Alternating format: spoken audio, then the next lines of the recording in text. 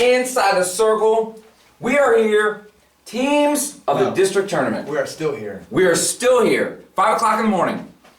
This is bad. Go time, baby. Hey, let's get them teams down. Let's just get down to it. Let's do it. 10. I think there's like a lot of, we talk about like the gaps between here and there. I think from 10 to 5, these guys are just jockeying around, although I think they're kind of in their same spot. But at number 10, we're going to go Pickerington Central off the strength of JoJo Terry, and then behind him we'll have Soda, Newland, Cisco, Nguyen, Esmond. Those are probably guys going to toe the rope for these guys. Maybe have around 50 points, a little bit more to get them in the top 10 there. Nice. At number 9, we're going to go Taze Valley.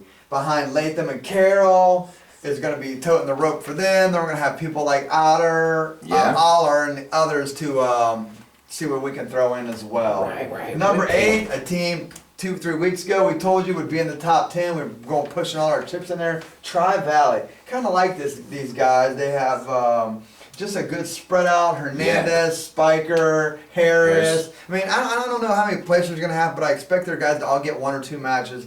Get a little kick-in points there. Right hey, on. man, you never know. Adding up here and there, you can move up the ladder. That's it. That's the difference sometimes at that bottom level. 7. 7, we're going L-Town, Lancaster. Eric DeLuce, I expect him to have a big tournament. Yes. Colton Chase, I expect to have a big tournament. Joey Hesser could throw a surprise in there. Isaac Gatwood, Kane Freeman again. The other DeLuce. Everett, Aaron Everett. Just a lot of guys there that they have a lot of potential to move up a couple spots from their 7 spots. That's a good point. 6. At number 6, we're going Westerville North. Oh, the Warriors. 9 qualifiers out of there. They got Goldsmith, Grant, Seabird, May, Yes. the upper weight guys that are going to try to win it for them there. So we're going to slot them at number 6. How about number 5, Sean? Number 5, we're going Marysville. And this is where we start to get, there's guys who are locked into position. Yeah. Like Marysville, I think if Marysville has the greatest day in Marysville wrestling on Saturday, they get 5th. If they have the worst day in Marysville wrestling,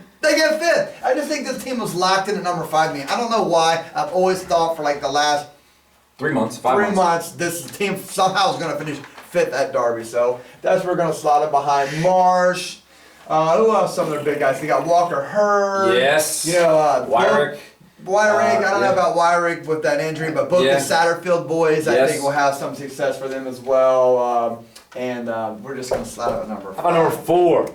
At number 4, I think these are untouchables. I think these top 4 are going to finish somewhere in the top 4 in any order, and we will start with Delaware Hayes. The Pacers. Behind 3 finalists, 2 champs there, we'll have Brusco, Martinez, we have Wright making as well. That starts to be a lot of points. Then you add in Juice Box, Jaleel Barnes, just Dakota Carter Davison. I mean, we're starting to get a lot of points. Lance, they're just adding up everywhere you go, and we will put them at number 4. At number 3, we're going Central Crossing. C. Man, they only brought 7 champions, but that's a pretty good 8 they brought there. We expect them to have some success. Teacher obviously do his thing and pin his way through.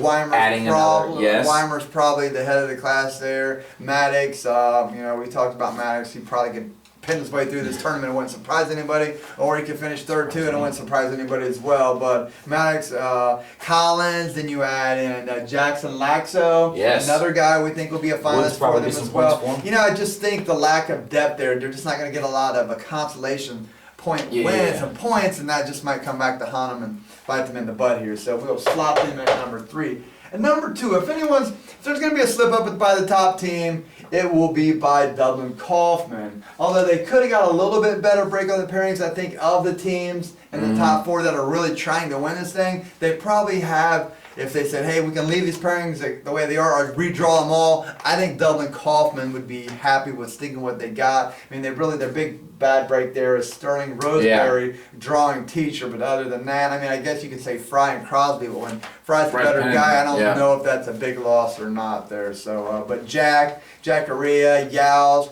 Longo, Plazar, Allen. That's a lot of people. I mean, that just starts to get a lot there. Yes. So. And the number 1, to no one's surprise, we're going to have Old Tangier Liberty. I know people a couple weeks ago, actually a week ago, when they seen that Cartalava wasn't going to be in the lineup because he was injured, Volpe wasn't able to make it as well. Maybe people thought the sky was falling, maybe that Liberty was going to come back to the field. But I just don't see it. I have these guys in a generous rounded numbers for the other teams to see how close it can be. I still have Liberty by 50 points. I just don't think it's that close. And if for some reason Liberty is to lose this, I think there'll be the biggest collapse since Enron. I just don't see it happening.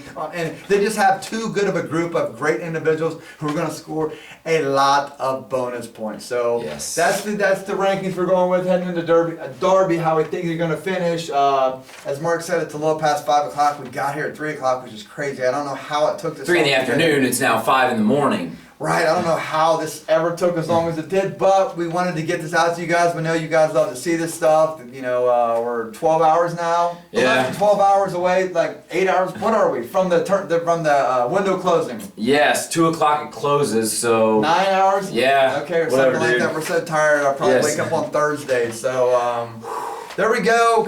Again, thanks for watching the show. I hope you guys like the predictions. And now. you are inside the circle.